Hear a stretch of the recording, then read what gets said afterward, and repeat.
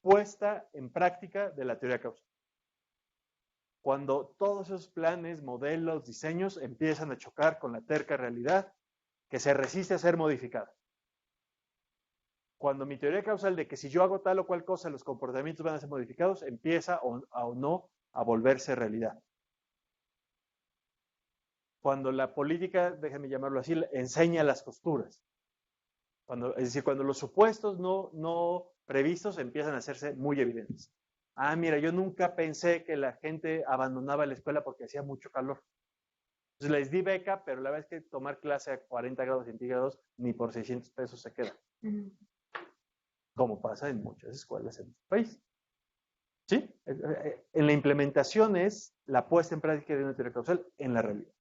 Y empieza desde el anuncio de que va a ocurrir algo y la implementación llega hasta el último eslabón de la cadena burocrática. Cuando el profesor está dando la clase de inglés.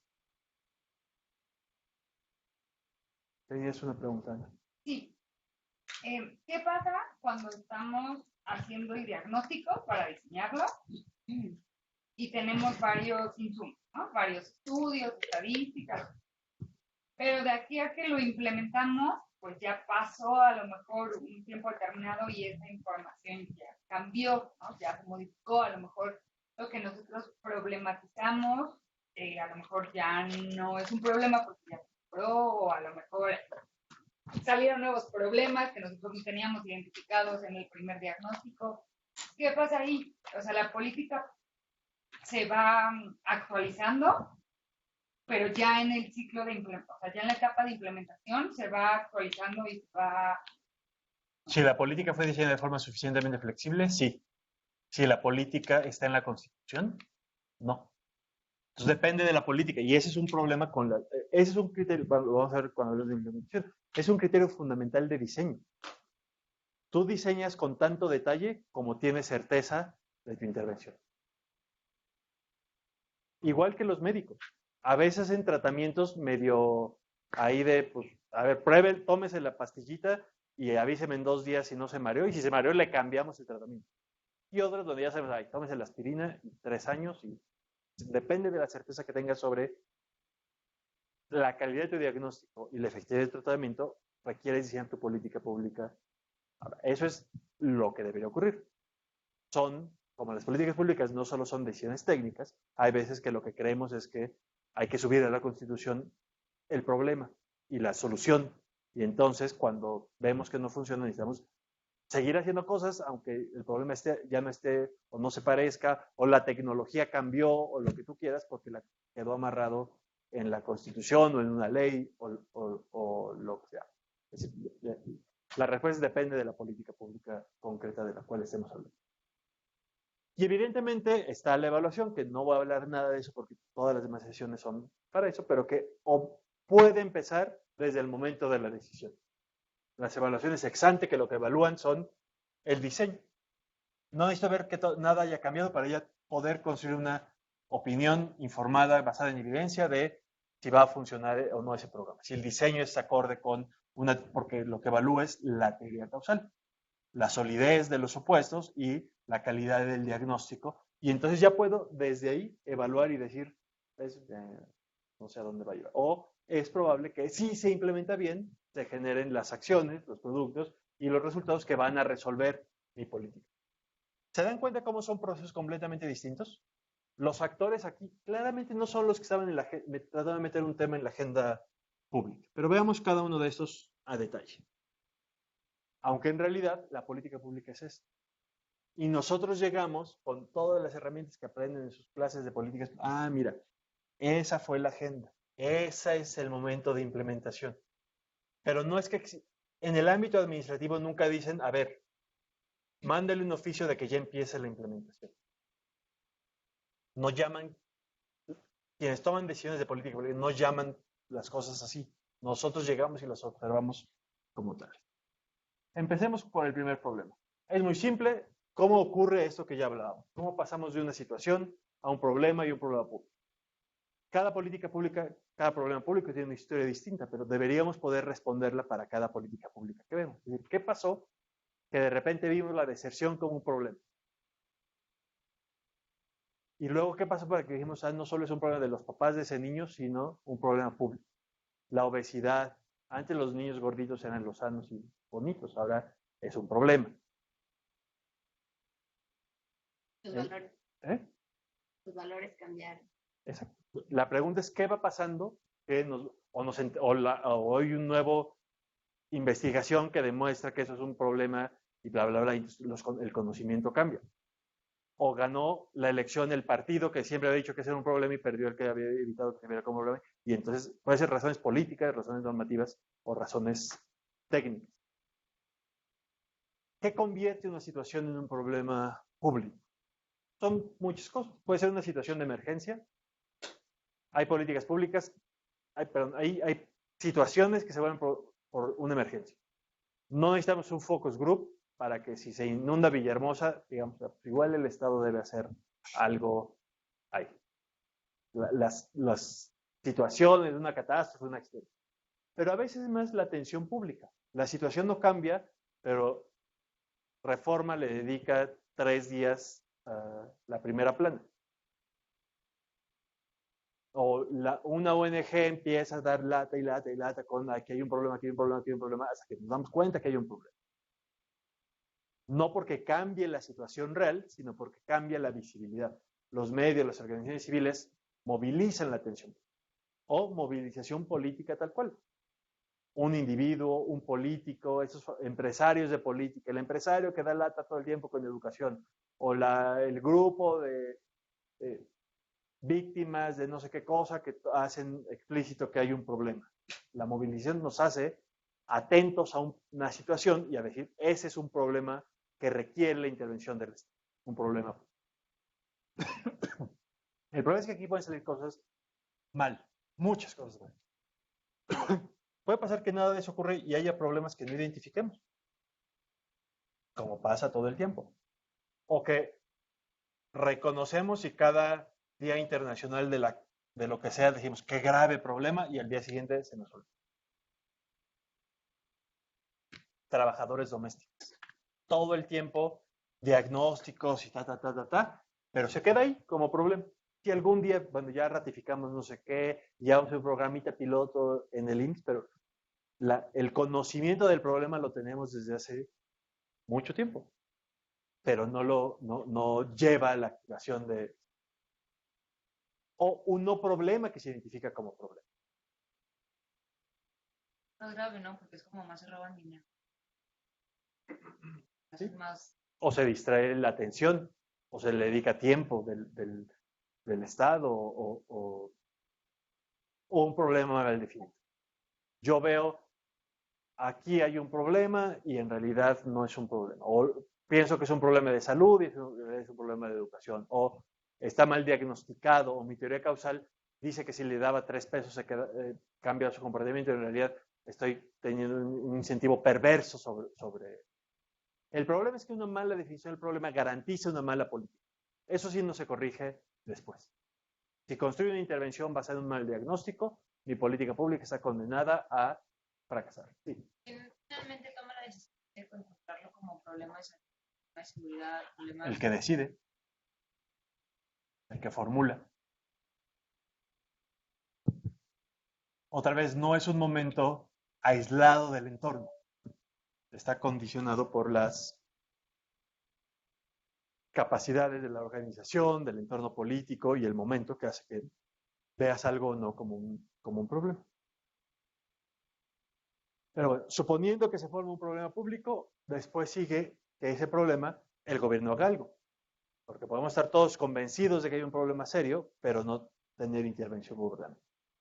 Y entonces sí, ya como nos decían a distancia, hay una literatura enorme con una discusión sobre cómo se forma la agenda pública. Y puede ser en función de la agenda de gobierno, la agenda pública, que es en realidad lo que discutimos todo el tiempo, la agenda de los políticos, la agenda del gobierno. Y luego una cosa que es importante que tengan en cabeza, que es la agenda institucional.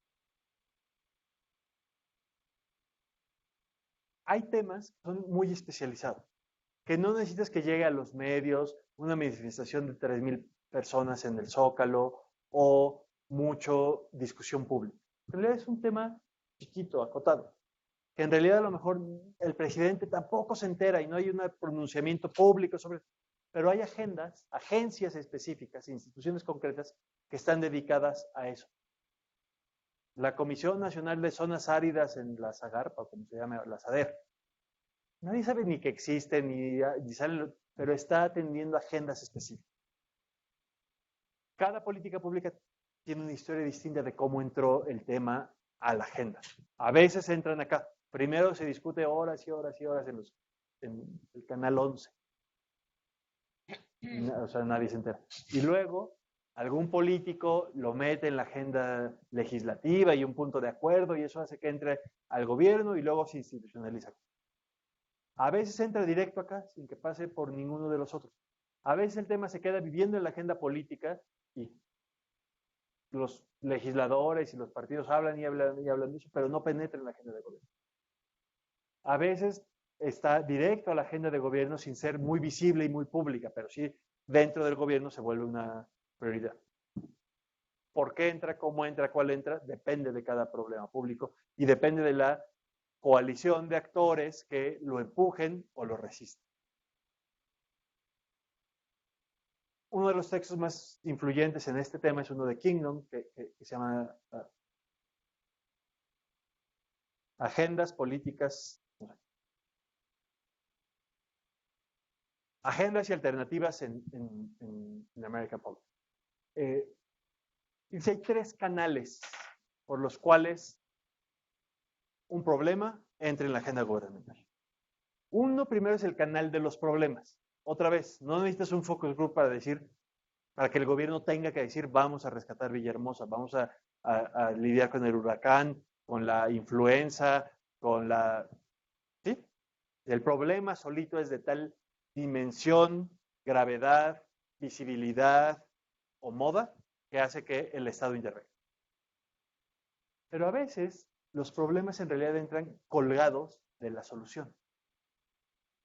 Lo que entra en la agenda pública es la solución. Ya sea porque la OCDE dice que hay que hacer mejora regulatoria, y los problemas de la mejora regulatoria entran atrás de la solución, o porque el gobernador fue a Colombia y vio el Metrobús y le gustó y entonces dijo, vamos a hacer el Metrobús, ¿qué problema público vamos a hacer? Pues luego vemos, pero empecemos a hacer el Metrobús. O por el proceso político, lo que ya decimos, porque cambia el partido en el poder, cambia la relación de fuerza entre el Congreso y el Ejecutivo, cambia la ideología del presidente, lo que ustedes quieran, y hace que ciertos problemas tengan una vía más fácil a la agenda gubernamental. ¿Está claro? Cada política otra vez tiene una historia distinta de cómo esto funciona. Hay veces en los que esto coincide. Entonces, frente a un problema que empieza a adquirir visibilidad, de repente hay una universidad que ha estado trabajando sobre ese tema y ya con una idea de solución razonablemente clara, y una coalición de 3 o 4 senadores que están dispuestos a empujarlo. Eso Kingdom llama una ventana de oportunidad de política. Cuando eso se reúne, lo más probable es que no solo entre como cuchillo en mantequilla el tema en la agenda, sino que se vuelve una prioridad gubernamental. Tenemos muchas historias en México de eso. La discusión sobre transparencia ocurrió así. La discusión del modelo de justicia oral entró así.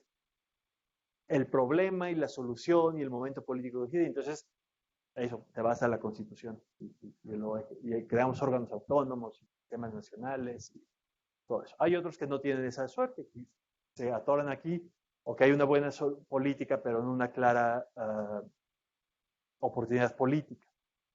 Pero por alguna de esas vías, los problemas, ya que entran, entonces sí puede ser que se active el tercer proceso, que es de formulación de políticas. Que ese sí es el momento tecnocrático perfecto de la política pública. Necesitas construir una solución a un problema. Que empieza, sin embargo, por redefinir ese problema. La ONG decía que había que destruir el capitalismo salvaje, en realidad se refiere a un problema de comisiones excesivas en los retiros del cajero. ¿Sí? Se vuelve el problema de pasar de, así como pasa de el diagnóstico del paciente de, doctor, me va a explotar la cabeza, a usted tiene la presión alta, igual. Pasa de la descripción genérica, normativa o política del problema público a una definición de un diagnóstico en torno a una teoría causal y a la especificación de su opuesto, la situación deseable. ¿A dónde voy a llegar? El tema entró porque el presidente prometió que la salud iba a mejorar para todos. ¿Qué quiere decir eso en términos políticos? Yo solo lo que necesito es garantizar el acceso a salud de calidad en tal y tal y tal sector.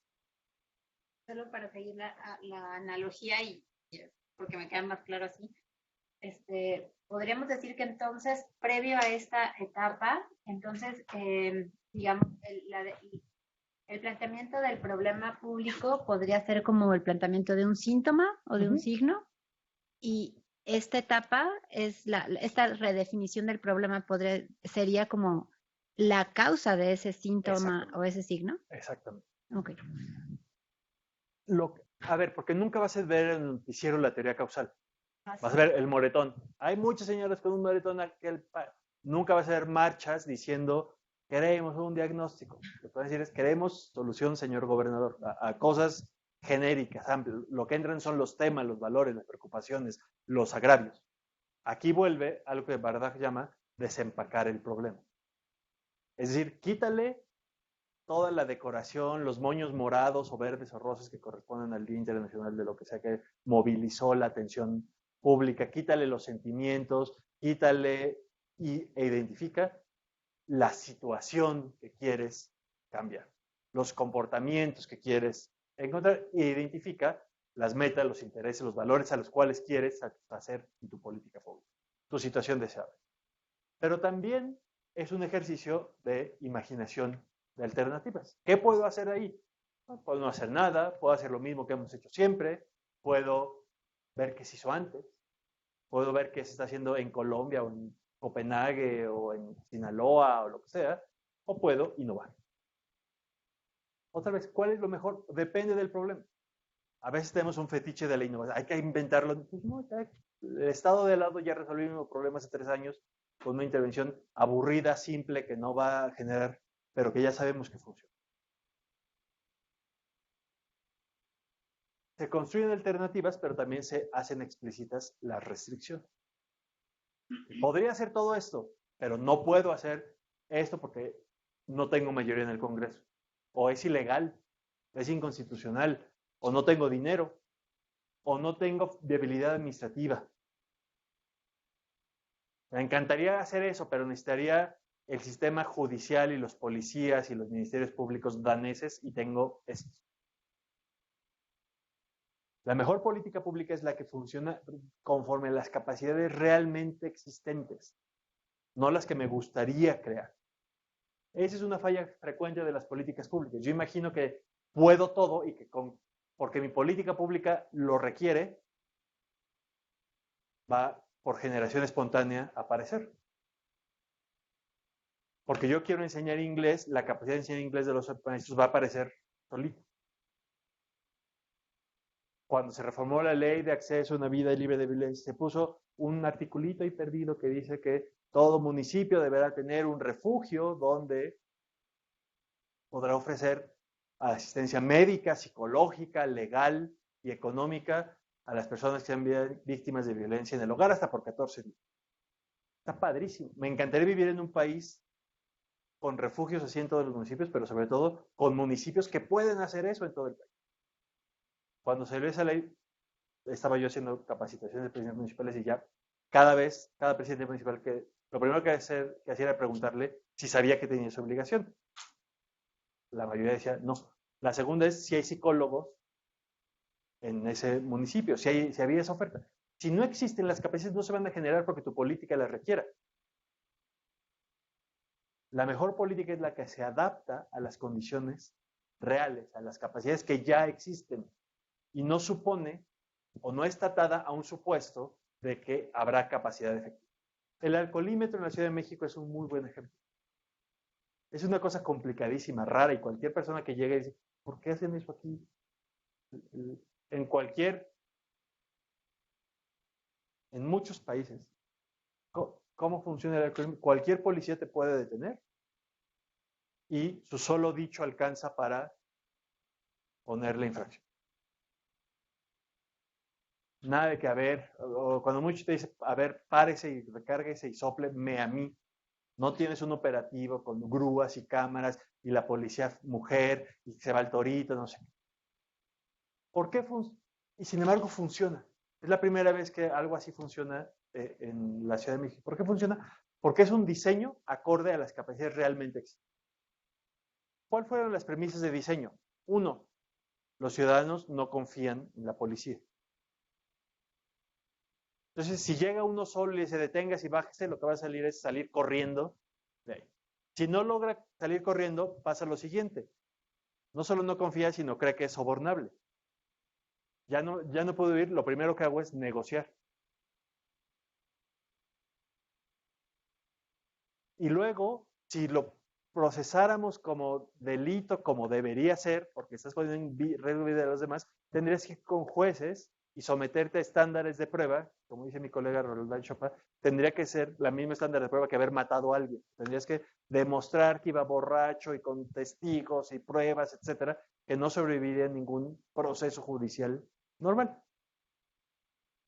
Entonces, lo que hizo el alcoholímetro cuando se diseñó es decir, no voy a imaginar que tengo la confianza de los canadienses en su policía, ni la capacidad de distinguir de los daneses, de los policías sobre los niveles de alcohol de los conductores, ni la honestidad de los policías suecos, ni el sistema judicial australiano. Tenemos estos policías con estos jueces, con estos borrachos mexicanos, con estos coches, con estos. Entonces diseñaron una cosa que es complicada, pero que es acorde con eso. Por eso es un operativo donde filman a todo mundo para que no puedan sobornar. Donde hay una mujer policía, porque ya sabemos que los policías machos atacan que haya una mujer para que la. Donde en ese momento se hace la prueba y está sellada y se graba, no sé qué. Y donde en lugar de remitirlo al juez, lo mandamos a falta administrativa para que no pueda. Casi sale todo perfecto. Igual se amparan, pero ese proceso contenido funciona porque está acorde a las restricciones de las capacidades administrativas que siempre se nos olvida. Cuando iniciamos políticas públicas suponemos que todo se puede, que el asunto es dinero y voluntad política. Ojalá. Lo más difícil es la capacidad burocrática, administrativa, de volver realidad eso. ¿Podemos comprar pizarrones electrónicos todo el país? Sí, hay dinero. ¿Podemos llevarlos a cada escuela? Sí. ¿Podemos tener profesores y directores e infraestructura escolar para sostenerlos y utilizarlos y cuidarlos y que tengan luz? No. La política pública siempre es tan buena como los supuestos más endebles de la política. Y muchos supuestos son autoimpuestos, esos alfileres con los que gobernamos la política, los ponemos por olvidarnos de hacer esto. Se especifican criterios de adición, se hace prospectiva de las distintas consecuencias de cada una de las alternativas y finalmente se lleva eso al espacio de decisión. ¿Quién decide? Depende. A veces decide el constituyente permanente, a veces el presidente, a veces el subdelegado. Depende de la política pública. ¿Cómo es ese proceso de decisión? Depende. A veces es un proceso complejísimo de negociación entre partidos políticos y parlamento abierto y discusión y que si la Guardia Nacional por aquí. A veces es un memorándum que le mandas a un regidor, el regidor se lo da al presidente municipal y el presidente municipal dice, muy bien, empecemos a repartir despensas a partir de ahí. Cada política pública tiene un proceso de decisión distinto. Y solo cuando se decide, empieza entonces sí el proceso de implementación. ¿Qué es el proceso de implementación? Desplegar esa teoría causal en la realidad. Construir los sistemas administrativos para entregar las becas. Conseguir el dinero para financiar las becas. Entregar las becas. Y luego ver si mi teoría causal era correcta y gracias a las becas genero los productos, que son los niños que se quedan ahí, y los resultados, que es la disminución de la tasa de deserción escolar, que mi política pública supone. Es decir, es todo lo que ocurre entre que decido, paso la ley, cambio la constitución, hago el anuncio público, mando el memorándum y modifico el comportamiento al final de mi política.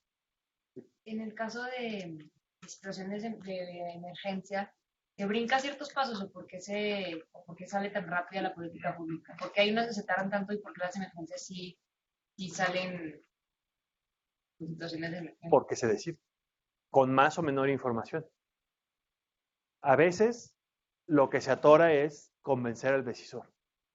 O sea, la decisión está sentada en su escritorio 3 años y no encuentra el momento político, la conveniencia electoral o las coaliciones que lo soporten en un buen rato. Pero a ver, la emergencia lo que hace es acelerar todo esto. Entonces yo no te doy a ti, analista, 6 años o 6 meses para que consigas toda la información y hagas todas las modelaciones. No, a ver, tienes 3 horas para decirme si cierro o no las escuelas. Haz lo mejor que puedas, pero tienes 3 horas. No puedes esperar a que hagas una consulta y que modeles y que corras eso 3 horas y que hagas especificaciones para ver si pasa o no. Entonces, tienes 3 horas, haz lo mejor.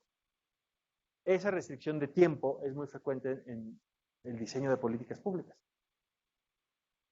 Cuando a quien le toca, pues siempre querría más tiempo, siempre necesita más información, siempre quiere ver una posible intervención más o analizar una experiencia en otro país adicional. Nunca se acaba de diseñar la política pública. Que diga, ya, tengo toda la información, consideré todas las opciones, todas las consecuencias, todos los supuestos, ya tengo la certeza absoluta de que esto ya está. Otra vez, igual que los doctores, cualquier doctor, si no se muriera el paciente, no se agravara la cosa, o no llegara el siguiente paciente, no se acabaría la consulta porque quería otro estudio, otro diagnóstico, más pruebas para estar más seguro. Pero hay que decidir en algún momento. A veces eso significa que ya se va a acabar el periodo de sesiones, o ya está la emergencia, o se me acaba el gobierno, o tengo hambre, o lo que sea, pero hay una restricción de tiempo y el analista hace lo mejor que puede con la información, el tiempo y la capacidad cognitiva o de cómputo limitada con la cual cuenta. Presupuesto también, ¿También? de donde se pueda. Sí, y a veces o sea, y a veces está, a veces no está, y entonces lo que puedes hacer está limitado por tu disponibilidad. Perdón, cuando tu conjunto de alternativas es vacío, pues cuando no encuentras ninguna dada todo el análisis de tus restricciones, ¿es síntoma de que hay que redefinir el problema? O sea, ¿habría estado mal diseñado el problema? Puede ser, exacto, que no has construido una situación modificable por ti. O sea, que Dios Padre la podría modificar, tú no.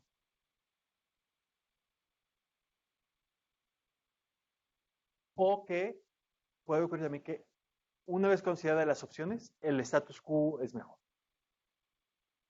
Es decir, que la cosa está horrible, pero cualquier cosa que haga la pone peor.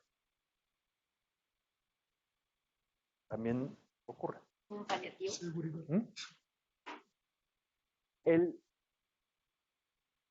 ¿Por qué importa la implementación? No importa cuántas ganas le eche el diseño, lo perfecto de mi teoría causal, lo sólido de mi diagnóstico. En realidad, la política pública va a terminar siendo lo que ocurre en la implementación. Y el problema es que en la implementación todo puede salir mal. El texto clásico de implementación es uno de Pressman y Bildavsky, que se llama así, Implementación. Y tiene un subtítulo larguísimo que incluye cómo las buenas ideas en Washington se desmoronan en Oakland. ¿Por qué la implementación es crucial y al mismo tiempo tan complicada? Es crucial porque si no se implementa la política, el diseño puede quedar enmarcado o puesto en letras de oro en el Congreso, pero no va a haber transformado la realidad. La implementación es la puesta en práctica y solo si se implementó bien una buena teoría causal, las dos cosas, solo si se implementó bien una buena teoría causal, el comportamiento va a ser modificado y por lo tanto el problema resuelto. Si la teoría causal estaba mal, evidentemente aunque lo implemente ya vale todo. Si mi teoría causal es perfecta pero la implementación se atora, tampoco voy a lograr modificar el comportamiento. Pero ¿cuántas veces una misma política es implementada por el que la diseñó? Nunca. Entonces ahí a lo mejor tú lo diseñaste. No, a ver, no me da tiempo de entrar ahí también puedo. Ya voy a inventar mi propio diplomado de política y solo voy a hablar yo 90 horas.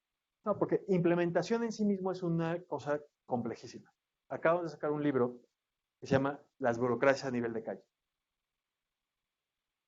¿Quién implementa la política pública? No el presidente, no ese staff de gente comprometidísima o tecnócrata o especializadísima o lo que ustedes quieran. Quien termina dando forma a la política pública es el funcionario a nivel de calle. El inspector, el maestro, la enfermera, la juez, el maestro. Son ellos quienes vuelven o no realidad lo que tú diseñaste. Si pese a todo lo que hice, la maestra llegó con flojera y no quiso enseñar inglés, el niño no va a aprender inglés. Si pese a todo lo que hice, el policía le da flojera detener a la borracha y no la detiene, el propósito de la política no se va a cumplir. ¿Se dan cuenta? Pero pónganlo también en una lógica de ciudadanos. La mayor parte de los ciudadanos, su interacción con el Estado no es el Congreso, la Cámara de Senadores, la Suprema Corte, el ministro, es el policía, el juez, el soldado, ¿y qué tan bien o mal funciona la política? Es eso. Prospera era lo que hacían las vocales y las promotoras, no lo que hacía la Secretaría de Desarrollo Social en Reforma. La política educativa es lo que hace cada profesor en su salón. Y entonces, eso quiere decir que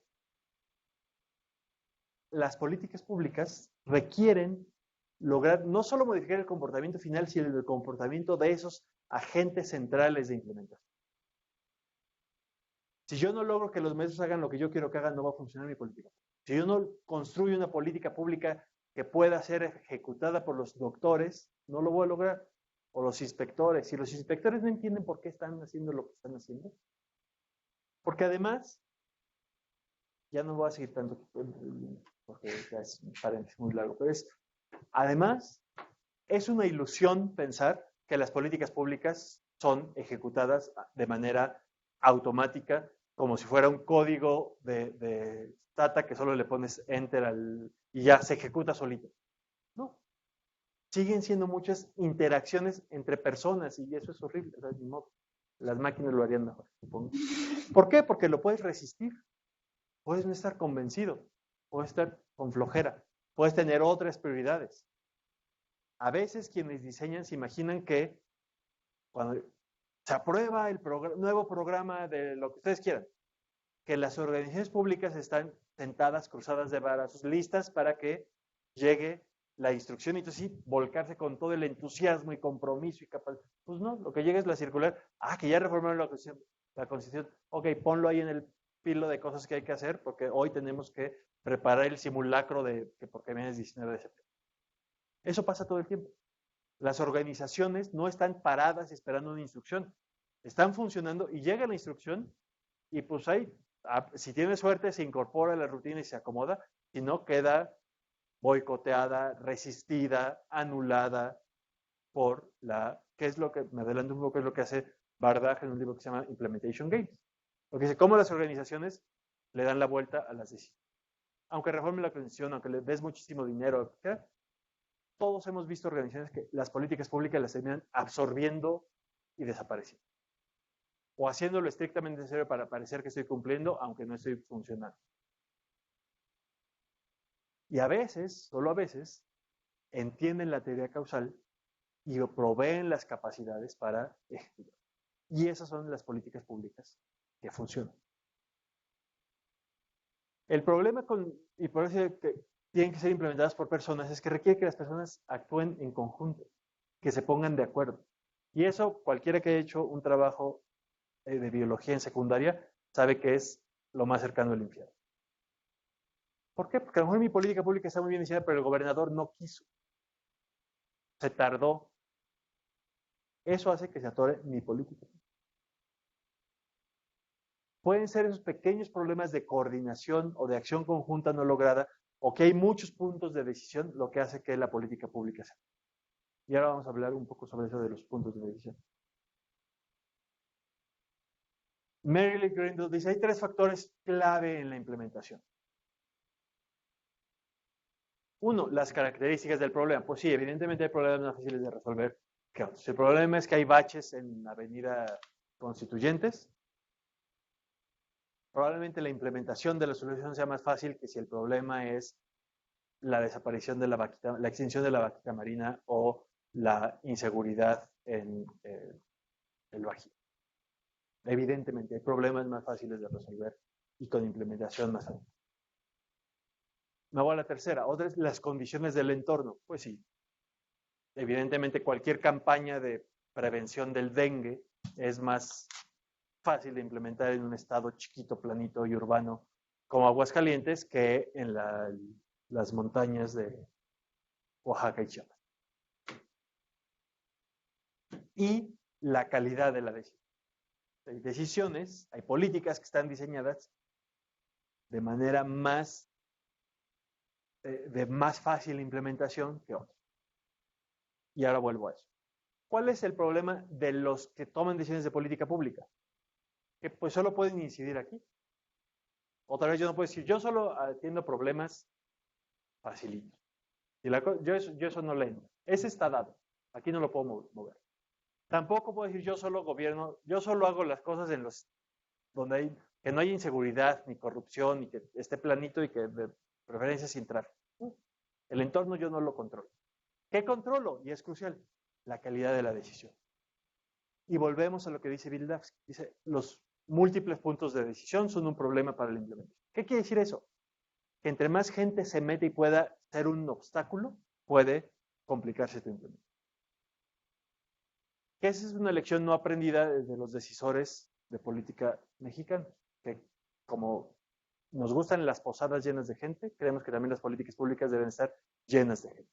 Y entonces, entre más, mejor. Porque parece que si le entramos todos, la solución va a ser integral y coordinada.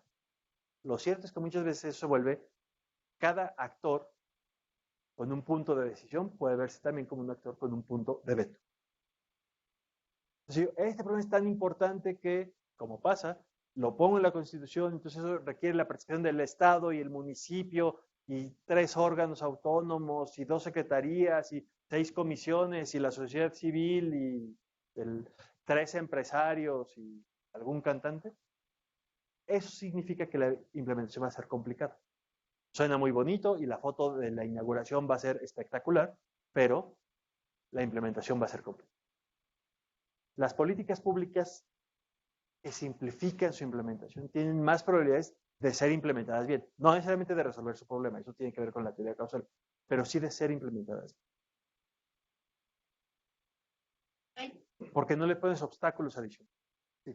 Ahí tengo una duda, porque esto se contradice un poco, bueno, no contradice, pero me llama la atención que es distinto a hacer estas políticas que de alguna manera consideren, digamos, que sean intersectoriales. Entonces pareciera que es mejor que no sean intersectoriales cuando quizá la causa debiese considerar, me viene a mente, por ejemplo, política de salud, ¿no? Hablando de obesidad. ¿Ok? La Secretaría de Salud puede hacer algo, pero necesitaba de la SEP para implementar lo que sea, ¿no? O sea, que los niños en las escuelas no coman comida, etc. Entonces, pues sí, son más actores, el riesgo de fallo es mayor, pero no considerarse sería quizá un mayor riesgo de que no se llegue al objetivo necesario. Entonces, ¿dónde estaría el balance entre favorecer la creación de políticas que consideren esta intersectorialidad o que sean estos árboles en el bosque, ¿no? Y que se resuelvan solos? No hay. O sea, no hay un balance ideal. ¿De qué depende? Del caso. Del problema público. Entonces sí, a lo mejor ni modo, necesito que hasta la Secretaría de la Marina esté montada. Pero eso lo que sí significa es que tienes que imaginar cómo la implementación, cómo le vas a hacer para lidiar con una implementación que seguramente enfrentará problemas. Yeah. Es decir, evidente.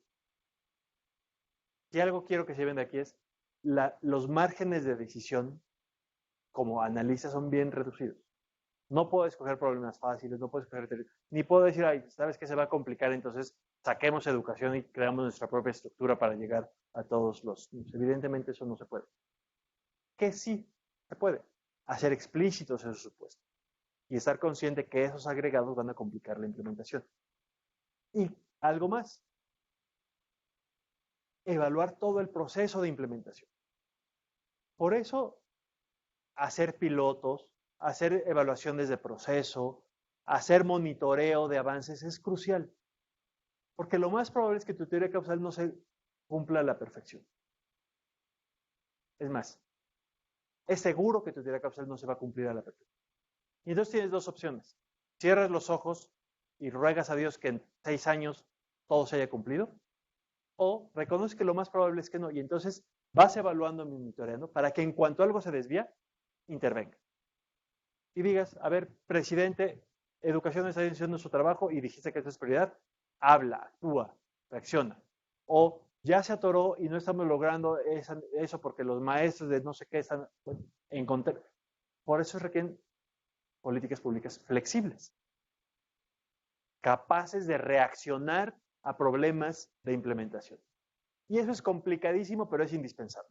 Si la política pública dice, tienes que irte para allá, pase lo que pase, y algo pasa, y vuelve inútil que te vuelvas para allá, estás condenando a desperdiciar recursos públicos. Si en cambio tienes flexibilidad, pero sobre todo, pero antes de eso, información gracias a monitoreo y evaluación, para ver cómo se están moviendo las cosas, algo está pasando que solo las mujeres están aprendiendo inglés y los hombres no. Veamos qué ocurre, entendamos. Algo pasa que gracias a mi política en Iztapalapa ya no desertan, pero en Álvaro Obregón siguen desertando. La información permite ir identificando las cosas que no están ocurriendo como deberían ocurrir. Y si tienes un diseño flexible, puedes ajustar, reaccionar, corregir, mejorar, regañar o lo que sea necesario para mantener el rumbo. ¿Se dan cuenta lo lejos que es esta lógica de la lógica de planeación? Y la demanda de capacidad y talento de análisis que requiere todo el proceso, no solo el diseño. Si solo fuera el diseño, el problema es que en la operación poder esa información y esos actores que pueden tomar decisiones.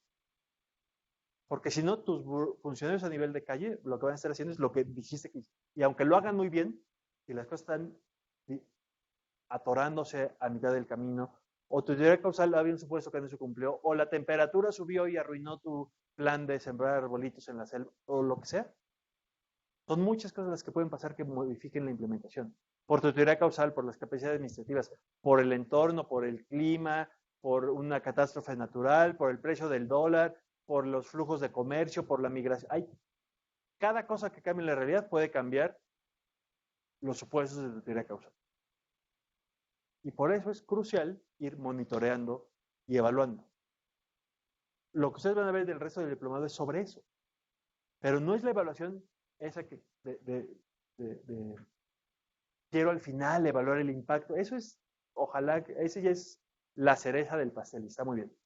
Antes necesitas ir construyendo el pastel, ir construyendo información, evaluar cosas que a lo mejor no son tan sofisticadas como una evaluación, pero sí, a ver, están cumpliendo los procesos, el diseño está bien, y luego ya podemos hacer esa evaluación. O pilotos, y evaluación de impacto, pero de pilotos.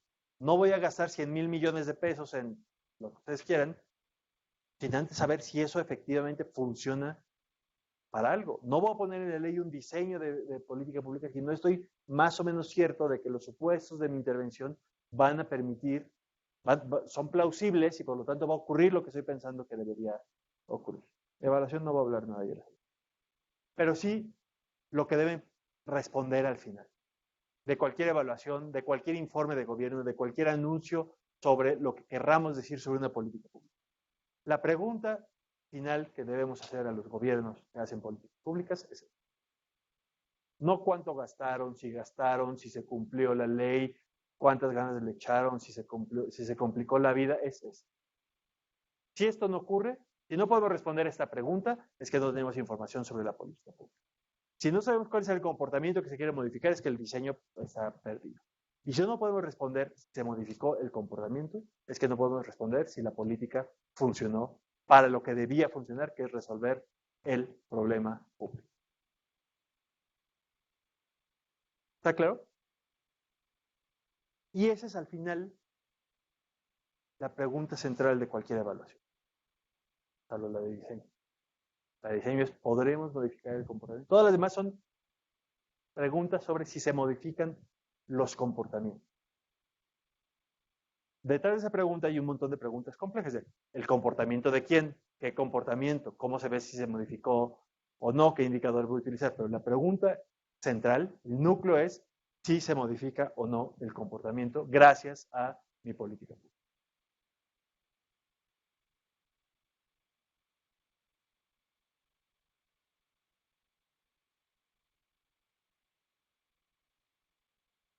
Y es el estándar de diseño y de implementación.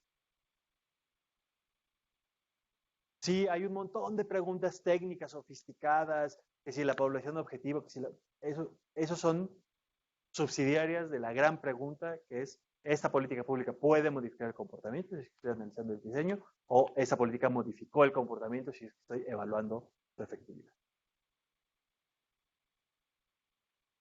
¿Está claro? Pues ya, con eso terminamos. Listos para todas sus próximas clases. Sobre cómo esta pregunta. Buenas noches, Karina. Buenas noches. Quisiera hacer dos preguntas. La primera va en el marco de la primera parte de la exposición, en la aseveración de que existe una desligación entre un plan y una problemática pública. Quisiera que por favor pudiera dar un ejemplo práctico, ya que entiendo que la razón de ser del plan siempre está en el marco de la política pública, ¿no? Si yo quiero, por ejemplo, mejorar la productividad del agricultor, entonces voy a hacer un diseño en el marco de planes, en un horizonte temporal que permitan coadyuvar a lograr esa meta. Esa es mi primera pregunta. Y la segunda era en el marco ya de la segunda sesión, en la que usted mencionó la capacidad que debe tener el diseño de la política y que debería ser adaptada, ¿no? Nosotros recomendamos en los informes muchas veces hacer un análisis de prefactibilidad. Entonces, mi consulta es, ¿qué sucede cuando se realiza esa teoría causal del problema público, pero no se cuenta con ese instrumento, ¿no? Y le pongo también otro ejemplo. En el caso peruano, en mi país, por ejemplo, tenemos la deficiencia para tener una base de datos de información actualizada de todas las regiones en las intervenciones que realiza el Ministerio de Agricultura. Y ese es un déficit para el buen desempeño de uno de los objetivos en el marco de mejorar las intervenciones que se realicen. Gracias. La primera pregunta creo que tiene la respuesta incluida y es en realidad si se lograra conciliar que la planeación estuviera ajustada no a objetivos, sino a problemas públicos, ese es el modelo ideal de planeación. Es decir, que con la unidad que le da sentido y coherencia a los planes no son objetivos generales armónicos, sino un conjunto de problemas públicos que en agregado son problemas sociales más grandes y que pueden ser efectivamente resueltos. Y entonces lo crucial es responder dos preguntas, distintas de las que hoy se hacen sobre los programas, las políticas públicas asociadas a planes, que muchas veces si la política está orientada a los objetivos del plan. La pregunta en realidad es si los objetivos del plan cuentan con todas las políticas públicas que en conjunto resolverían los problemas públicos cuya solución sería el objetivo del plan. Es decir, la alineación no es vertical, solo de este problema le pega al objetivo esa política pública le pega al objetivo de educación de calidad y al de salud y felicidad, sino si para cada objetivo están diseñadas las políticas públicas, los instrumentos de política pública que resolverían los problemas públicos cuya solución es el objetivo público resuelto. Entonces, efectivamente, la articulación tiene que ver con la articulación de las dos lógicas significa al final del camino la imposición de la lógica de política pública en un plan que le dé coherencia a las políticas. La función de la planeación entonces es asegurar la coherencia y consistencia, completitud y suficiencia, es decir, ver el bosque, no solo cada política pública, pero el insumo, la unidad de análisis, la pieza de ese plan son los árboles, cada política pública. La segunda, si entendí bien la pregunta, creo que sí, efectivamente, si hay un elemento de capacidad indispensable en la implementación, son los sistemas de información y la calidad de información. El problema es que muchas veces esta es una preocupación que empieza a surgir años después de la implementación. En lugar de imaginar desde el diseño cómo va a ocurrir la cosa, a veces termina siendo algo que después se empieza a tratar de generarse información, pero que ya no alcanza a alimentar los procesos, a retroalimentar las decisiones de diseño o de implementación de la política pública, y se cree que los tableros de control son solo para tener semáforos de cómo se va avanzando y no un instrumento de gestión para ir corrigiendo el diseño de políticas públicas.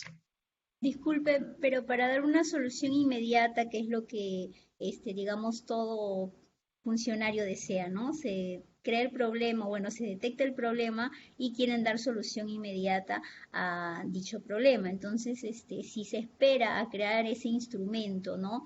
De hacer que esa plataforma llegue a todas las regiones, el problema está en que no se aplicaría ni se llevaría a cabo pues en sí la política en el tiempo que han estimado, sino sería algo a largo plazo. Y esa es una de las razones por la cual esto es algo incidente, ¿no? Que nuevamente funcionario que ocupe el cargo o se haga cargo de ello va sí o sí establecer su resolución, su decreto supremo para aplicar una política, pese a no contar con el análisis de prefactibilidad, por ende, no se hace sostenible en el tiempo. Creo que son dos problemas distintos. Uno tiene que ver con y es una decisión muy importante, que es sobre la estabilidad y continuidad de las políticas públicas. Ese es un criterio central de la calidad ya no de cada política pública, sino de el entorno institucional de las políticas públicas. Es decir, la mayor parte de las políticas públicas, y yo creo que usted lo identifica muy bien, requieren tiempo para madurar y tener sus efectos. Solo repartir despensas o dinero tiene su manifestación directa, no su capacidad de resolver, pero sí su manifestación directa. Muchos requieren construcción institucional, maduración de efectos, crecimiento de las cosechas o aprendizaje de los niños, o lo que toma tiempo. Y ahí efectivamente eso choca con la necesidad de tener resultados pronto, lo cual sin embargo no sustituye dos cosas. Una, la necesidad de, a lo mejor yo no puedo estar cierto de que el efecto se va a lograr, pero sí puedo saber si voy en buen camino. Yo no puedo mostrar resultados de la inserción laboral de los jóvenes que acabamos de capacitar, pero sí puedo ver que la teoría causal va avanzando conforme va. Y en ese sentido, el asunto de información, que es otro, me parece, distinto de la institucionalización y estabilidad de las administraciones públicas a cargo de esas intervenciones, creo que, por un lado, depende de la sofisticación y disponibilidad de información existente. Es decir, evidentemente no podemos descansar únicamente en información parcial o incompleta, pero también es una ilusión pensar que puede existir el sistema completo de la información en tiempo real exhaustiva para tomar decisiones. Ahí es un criterio mitad técnico y mitad político de con cuánta información estoy dispuesto a trabajar y qué tan confiable, exhaustiva y oportuna espero que sea esa información para trabajar. Porque efectivamente, la no disponibilidad de información no puede ser un argumento para la no acción, pero al revés, la urgencia no puede justificar la ausencia de información para saber si las cosas están funcionando. ¿Por qué? Porque cuando hacemos diseño y análisis de políticas públicas, la premisa siempre debe ser estar conscientes de los supuestos no cumplidos, de las razones por las cuales no puede salir mal. Nos toca ser optimistas en que podemos resolver los problemas públicos y que el Estado tiene un papel central en la resolución de problemas públicos y que la humanidad tiene futuro. Pero nos toca ser pesimistas en la posibilidad de que nuestras intervenciones funcionen, o por lo menos terriblemente escéptico. No pensar que cerraremos los ojos y las cosas van a cambiar, sino que tendremos que estar monitoreando y observando, porque si no, y entonces sí, ese equilibrio, no tengo una respuesta de cuál es el punto ideal, pero sí, en algún momento no pueden arrancar las políticas a ciegas o esperando que las cosas ocurrieran solo porque mi diseño es correcto. La decisión, inevitablemente, mitad técnica, mitad política, es con cuánta información estoy dispuesto a así arrancar y cuánto estoy dispuesto a arriesgar de mi política pública por no contar con información oportuna para monitorear el desempeño de mi política o en su momento evaluar la efectividad de mis intervenciones. Creo que va a tener una discusión. Gracias a usted. Sobre estos temas de indicadores y monitoreo más adelante que seguramente darán respuestas más completas. Pues muchas gracias, disfruten su diplomado y buen regreso a casa. Y gracias a todos los que están conectados. Buenas noches.